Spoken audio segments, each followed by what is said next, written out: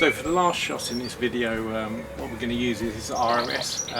Just going to do an overhead shot of it. I've got swapped back to the Pika 200 again, just with the reflector and the grill on, just to keep everything tight. Again, I love water droplets on my stuff, so it's quite easy to cheat and just do it yourself. Again, when the light hits them, it's just going to give me a whole different effect on it.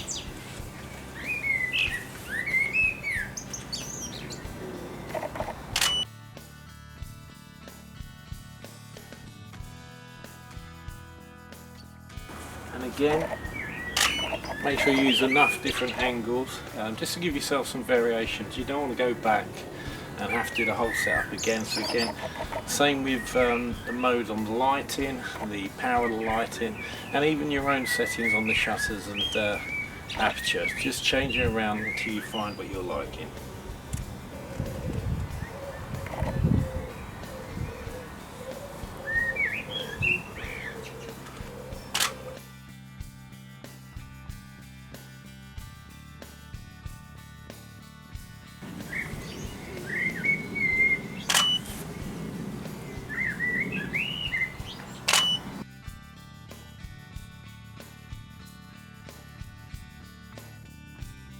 So that's the end of this video. I hope it's given you some ideas just to get out in your garden, 10 yards from your back doorstep, grab your lighting and shoot something just a little bit different, or make what you normally do different.